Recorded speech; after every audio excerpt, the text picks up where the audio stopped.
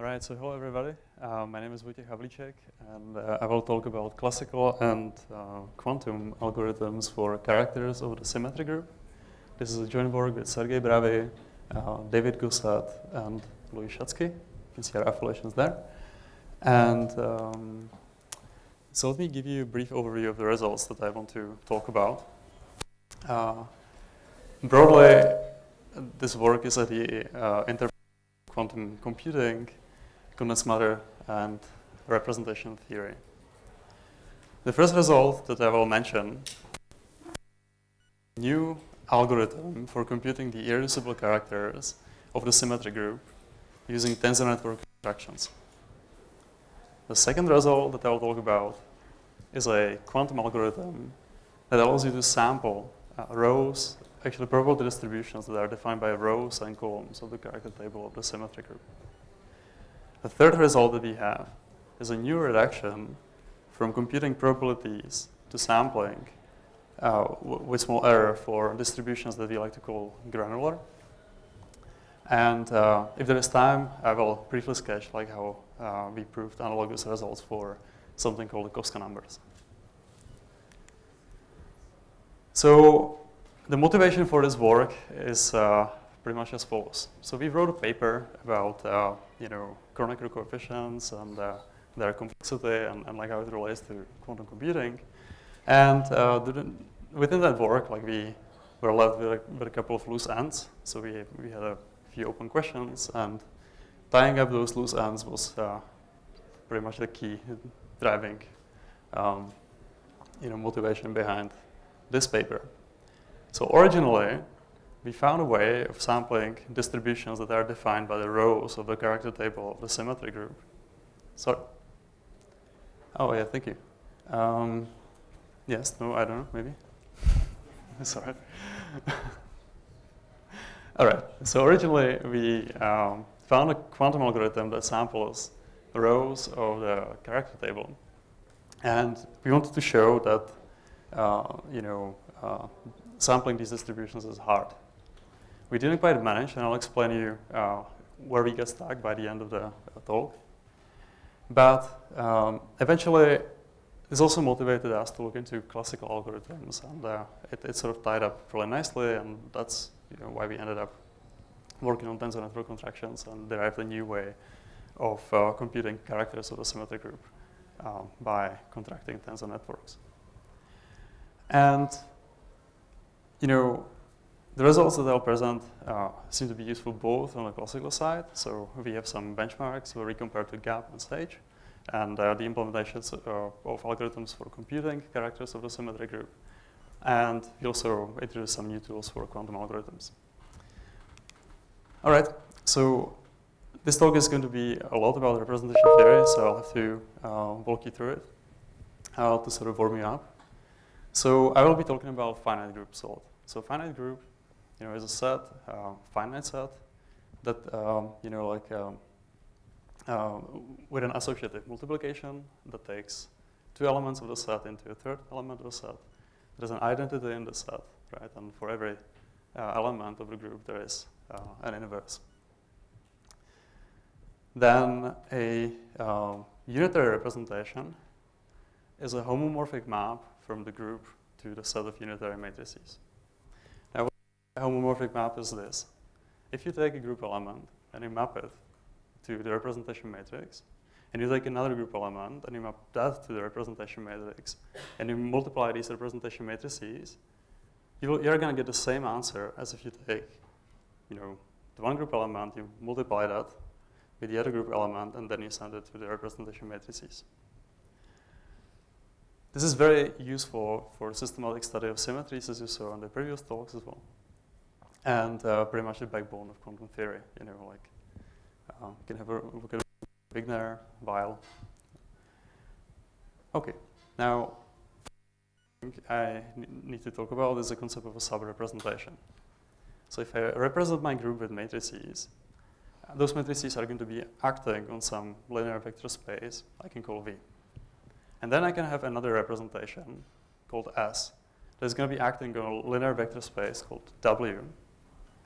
And if W is contained in V, in such a way that if I act with the representation S on a vector in W, and I get the same result as if I act with the representation R that acts on the bigger vector space, but like on a vector that lives in W, then I call S the subrepresentation of R.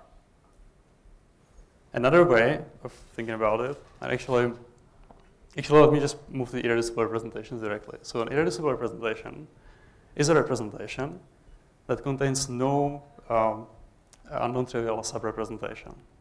So what does that mean? It means pretty much the following thing. If you start with a vector in an irreducible representation, or in the vector space that you're acting on with the matrices, and you choose any vector you like, if you act with all the matrices that are represent your group elements, that vector will always move. It will never stay stable. So this is what defines an irreducible representation. And there is a very important theorem in representation theory, pretty much like the key theorem to representation theory, which says that if I give you any representation of a finite group, I can decompose it into fundamental building blocks, into the irreducible representations. So, you have a representation matrix, and you can change the basis in a way that it block diagonalizes nicely, And there exists a way of block diagonalizing in such a way that all the blocks will carry irreducible representations. So we'll completely separate the symmetries that live in the representation. Okay, character theory. So if I give you an irreducible representation, you can take traces. If you take a trace of an irrep, you're going to get a character. This is sort of like a fingerprint of the irreducible representation that you label by lambda. Now, by trace cyclicity, of course, the characters are constant and conjugacy classes. And for the rest of the talk, I'll focus on the symmetric group on n objects. Right? So this is just, I give you n things and I them around. And the operations of permuting things around is the symmetric group of n objects. Irreducible representations of this group are labeled by integer partitions. And actually partitions of n. And the conjugacy classes are also labeled by partitions. These partitions correspond to the cycle structure of the permutations. So here's an example. This is a character table of S3, the permutation group on 3 objects. The catch is that if you want to compute this for a large group, it's incredibly difficult.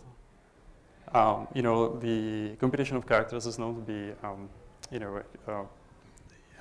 sharply hard. And so we cannot expect to have a quantum algorithm that will be efficient, but we can ask, okay, well, or even classical one. But we can ask, can we evaluate these characters for small values of n? And that's, so how would you typically the character of the symmetric? The Mornaga-Nakayama rule, which is some recursive rule over the character table that allows you to evaluate these things, and this is the usual way that you do it. One of the undesirable features of this algorithm is that you have to index over subgroups of Sn. So for some applications, it's not very nice. Another thing you can do is to discover or find, as a coefficients of a monomial and an expansion of a certain polynomial, and this is called the Frobenius character formula. So the Frobenius character formula works like this. I give you partition lambda and nu, and then I give you a complex vector with m many components. Then you can find a character of a group element G as a coefficient of a monomial that is written down there, this is of lambda, in a polynomial that is written at the bottom, which is a product of something that's fully symmetric. It's a symmetric polynomial in the Poisson basis times something that antisymmetrizes it. So this Q of nu of Z is antisymmetric in all of its inputs. And the inputs are like the vector components of the complex vector Z. Now, the first result is the evaluation of this Frobenius formula using tensor networks. And okay, so the way we do it is that we work with fermions in first quantization. The way this works is that we use a Hilbert space of functions from the unit circle to complex numbers. We give it an inner product, that's written down there, and it also comes with a nice orthonormal basis. That's given by powers of the argument of a function. Now, if you take m indistinguishable fermions in first quantization, the Hilbert space that you work with, full antisymmetric subspace of the tensor product space of the single qubit fermion, Hilbert spaces. And it is known that the orthonormal basis for that space are the Slater determinants. So you can write things like this, in that red box. Like you can write a ket of k being equal to some determinant over square root of m factorial here. And then this is the Slater determinant, and you can really think about these functions as a basis functions with respect to that inner product over there. Okay, so you can take this and you can relate the Frobenius formula that you saw on the first slide to Slater determinants, and the connecting piece is the van der Monde determinant formula. So it just tells you how to take the antisymmetrizing polynomial that you saw in that expression for Q and map it to a Slater determinant. So this is the first thing that we do. And the second thing that we do is that we represent the power sum, like symmetric polynomial as a linear operator that takes you from the M fermion space to M fermion space. That polynomial itself is fully symmetric, so if you start with something that is antisymmetric and you multiply it, you're going to get something that's also antisymmetric, so that's why it works. And that means that I can take that polynomial that I had written down 2 slides ago, and I can represent it in this Hilbert space, as a sort of like a like unnormalized state, which is that Q ket down at the bottom right. Okay, and then I can put it together. I told you that the Frobenius formula tells me that I can find a character as a multiplicity of a certain monomial in the expansion of Q, and then I can notice that d lambda plus tau, where tau is actually the following partition, like going from m-1, m-2 all the way down to 0. So that determinant, if you treat it as a basis function for your m fermion Hilbert space, actually encodes a antisymmetrized version of that monomial that I'm looking for in that polynomial. If that doesn't make sense, the high-level picture, sorry, is that I can express the character as an inner product between the two kets, like that I constructed this way. And that's written all the way at the bottom. And this is the key to tensor network contraction that we are doing here. So we switch from first quantization to second quantization. This is sort of standard. So we use, like the Jordan-Bigner mapping first to represent fermionic operators on qubits. And we use the following fact that if I give you a Slater determinant, like basis state in the previous Hilbert space that I was talking about, there is a nice way to map it to, like the occupancy state in the second quantization.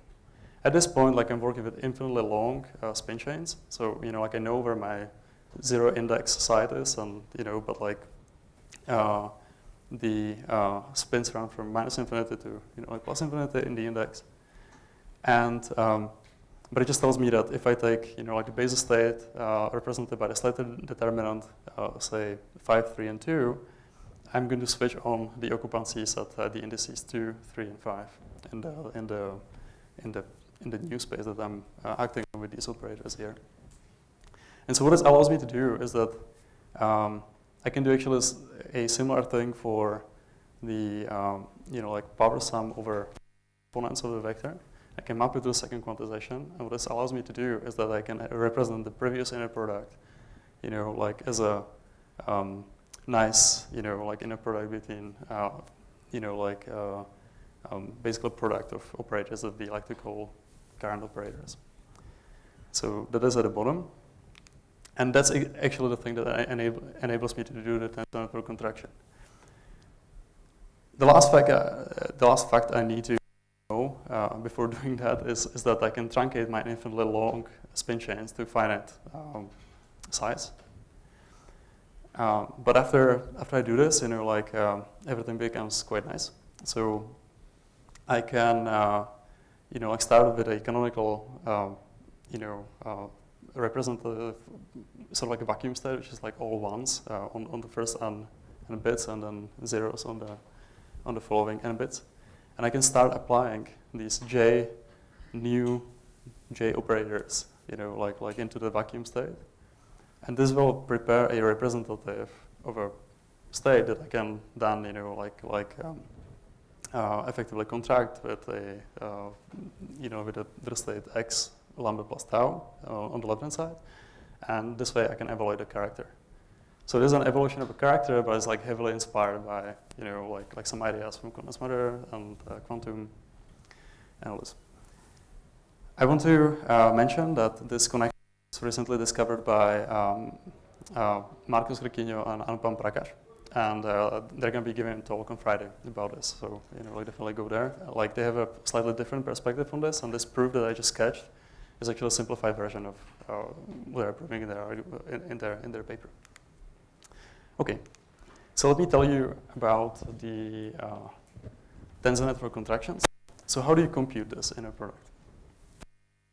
And I told you that you can take the two state, and the thing that you can do, or like try to do, or actually the thing that we are doing, is that you can represent the state as a matrix product state. And the way you can do this is as follows. So if I give you 2n many qubits, where the first n qubits are switched to 1, the second n qubits are switched to 0, that is a matrix product state, right? So in order to get a MPS representation of that state, I have to understand how do I apply the JL operator, like this product of the J operators. And it turns out that you can represent the JL operator as a matrix product operator, and essentially the percent down there, like you define a tensor T with the matrix elements, are defined like this. You get nice boundary conditions, and then you just start contracting into the vacuum state, and that's it, right? And then you apply the inner product between that and the final state, and that gives you the character. And what is nice about it is that because this is a tensor network contraction, you can optimize it by doing some of the singular values. So you can do some compression. And the kind of a compression that we are doing here is a compression, or basically we are discarding like singular values up to some relative error. Which means that it is basically the bound on the weight of the singular values that you are discarding, as you're contracting the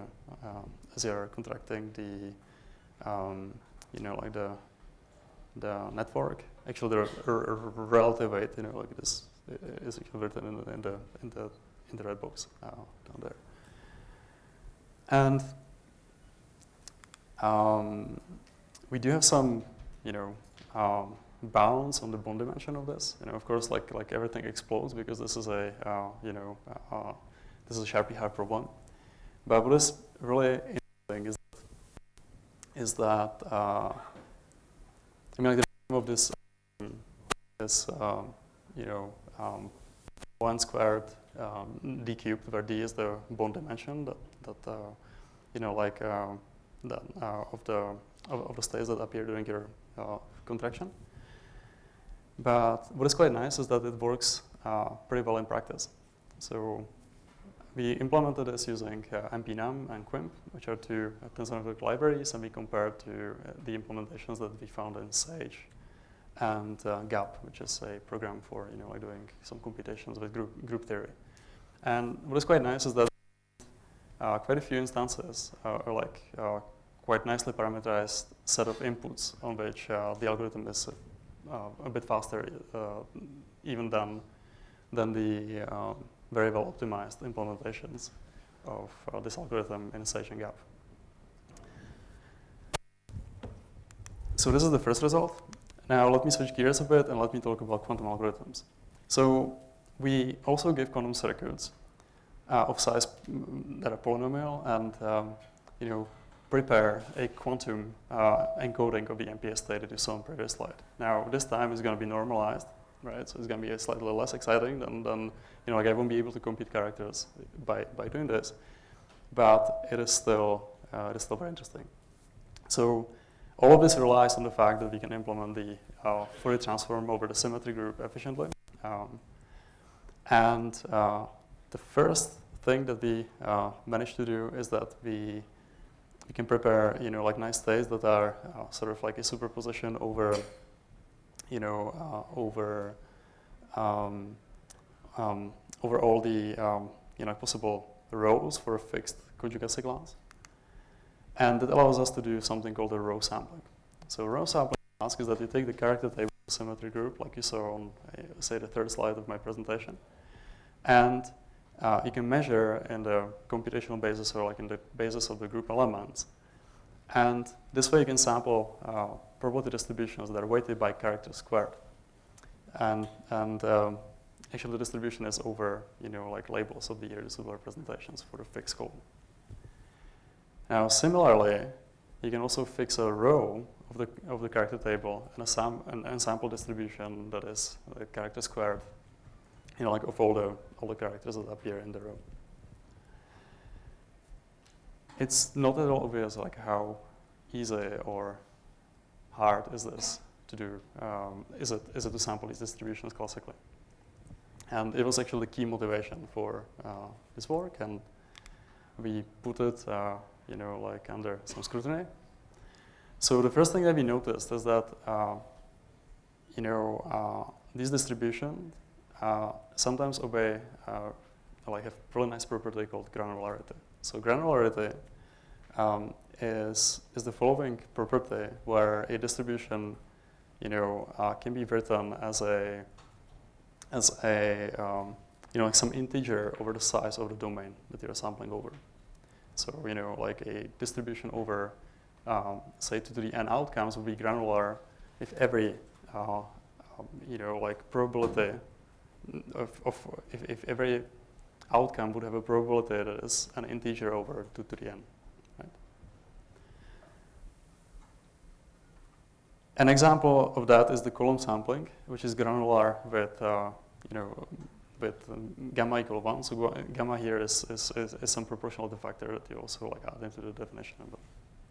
But the important thing here is that like you can see that the distribution is a character squared, which is an integer, over n factorial, and your domain is like all the possible elements of the group Sn, so that has size n factorial because there are n factorial permutations. So this is granular. And David Gossett came up with a beautiful lemma, which says this: if you view two propositions, P0 and P1, over a finite domain, omega, such that P0 has this property, it is granular, and P1 can be sampled with a BPP machine. Like you can sample it, like there is a polynomial time randomized algorithm that samples this. And you're also guaranteed, that P0 is, at most epsilon away in the L1 for a given epsilon that is, like at least inversely polynomial in n. Then, there exists a BPP to the MP algorithm that takes a sample from omega, from your domain, and it outputs, k, which is the integer that like appears in those fractions that define the Granoff distribution. So to be more specific, like for that example of a column sampling, that integer k would be the character squared. Okay, and the algorithm does it on a fraction of the domain that is at least 1 minus 20 epsilon. So it doesn't do it on all the probabilities. It does it for, say, a overwhelmingly large fraction of the output probabilities. Now, if you assume that the polynomial hierarchy doesn't collapse to the third level, then there exists a sampling problem that is solvable efficiently on a quantum computer, but it's probably hard for classical randomized algorithms. And so the implication of the previous result is that this also holds if you find a sampling problem that satisfies granularity, it has an efficient quantum algorithm, and it has some notion of an average hardness, which in this case means that like if you take any subset of 1 minus 20 epsilon, output probabilities, you will always find at least one that is hard to compute in that subset.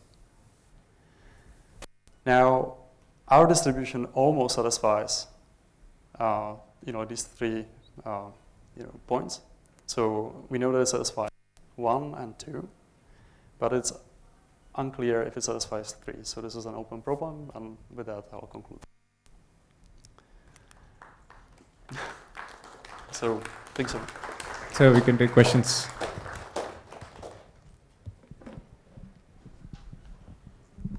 Really beautiful talk. Really enjoyed it. Naive question.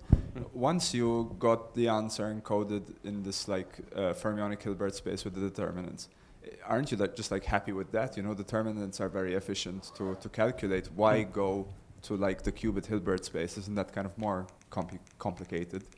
That's a good question. I actually never thought about it that way. So let's have a look. Sorry. Good. So you have the determinant here, right?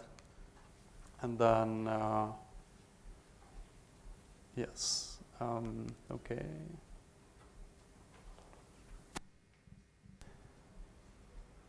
So I'm not immediately clear how if I encode the Frobenius formula there, right? Like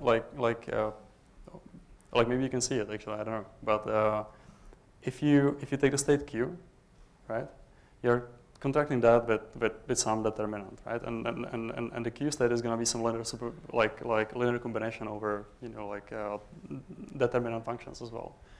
And then this inner product itself is an integral, right? Over all the variables that you have in. And so I wouldn't know how to evaluate this, unless I can integrate over all the entries of the determinants. So I think that's the so when you kind of do the Jordan-Bingener, it's kind of easier to kind of load in the stuff you care about and that's exactly correct. Yes. Broken yes, down yes. And you can work through it. I mean, you can think actually, maybe a nice way of thinking about it is that when I'm here, this inner product really hides the horrible integration by which I define the inner product on that vector space in the first quantized form, right? But once I switch to the second quantization, suddenly it becomes an inner product between two, formally infinitely large bit strings here. But then I make an observation that I can truncate, and once I truncate, I map everything to qubits, and it's all finite and nice. So this is the reason that's the key point here. Really cool, thanks. Any more questions?